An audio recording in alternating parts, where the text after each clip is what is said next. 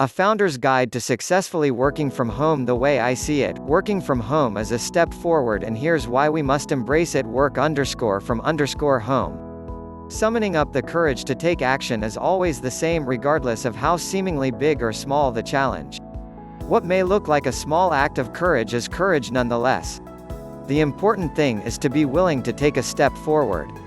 Nichiren Daishonin. The recent outbreak has inconvenienced the entire world, rapidly changing how people work, communicate, and interact. From the UK to the US, a number of multinational companies and businesses, from Amazon to Google, implemented work-from-home policies to prevent the further spread of COVID-19. There were too many variables that made my co-founder and friend, Mayank and I hesitant. How would the teams coordinate? How would the tasks be assigned? What criteria should be set for the number of tasks to be completed in a day, and so on. After considering the pros and cons, the safety and well-being of our employees trumped. It was official, university living would be moving into uncharted waters. From FaceTime to FaceTime, pun intended, our entire team would be working remotely.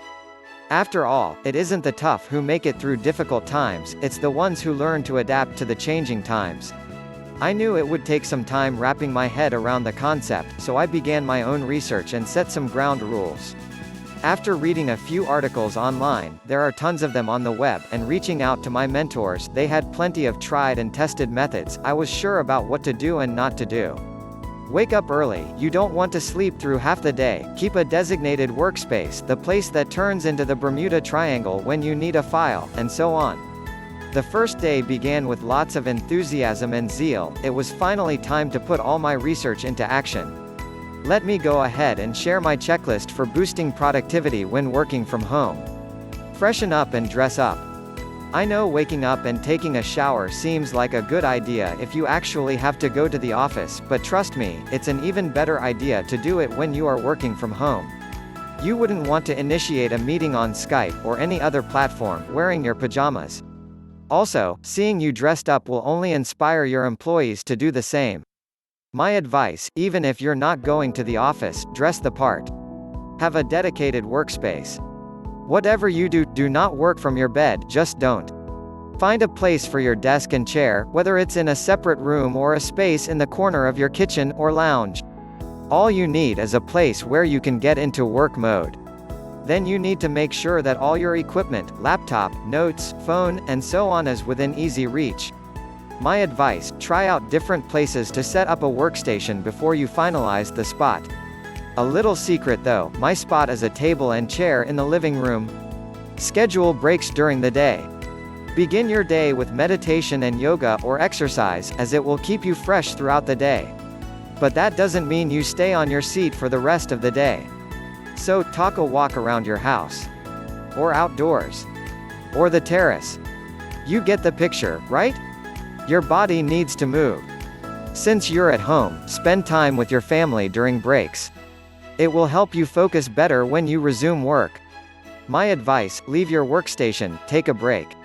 Not once or twice, but multiple times. A reminder to take breaks is as important as a reminder to finish your tasks. Plan ahead. Instead of waking up in the morning and deciding to just tackle tasks as they come along, try to schedule them and stick to them. I know when you're handling multiple teams and delegating multiple tasks, you tend to miss a few, but that's what you get better at. As for the rest of the umpteen things that come along, you can always get them done. My advice, note down everything in a diary or create a note on your phone. Call me old school, but I prefer writing things down in my diary and checking if I've crossed them off from the to-do list. Communicate with employees. As the founder, it is important for me to be in control of any and all communication that takes place with the managers and their team. At University Living, we ensure that a continuous flow of positive and motivational talks is conducted through Skype meetings amidst jokes being cracked to keep things going. Even our HR team is checking up on the mental and physical well-being of our employees. This encourages them to stay productive throughout the day without hampering their quality of work. My advice, try out different types of tools available like Slack, Hangouts, and Skype. And then pick the one that best suits you.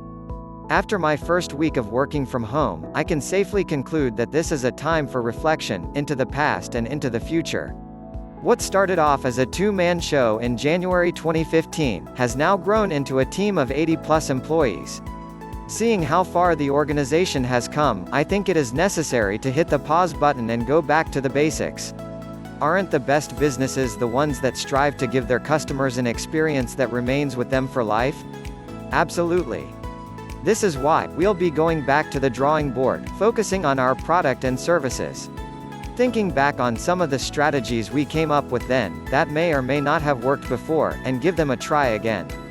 The way I see it, working from home is a step forward. It shows employees that they are cared for, having put trust in them, which in turn encourages them to work harder and smarter. It is through each employee's, from the top-level management to the junior staff, contribution that the success of the organization is shaped, by working diligently, whether it is in the office or from home.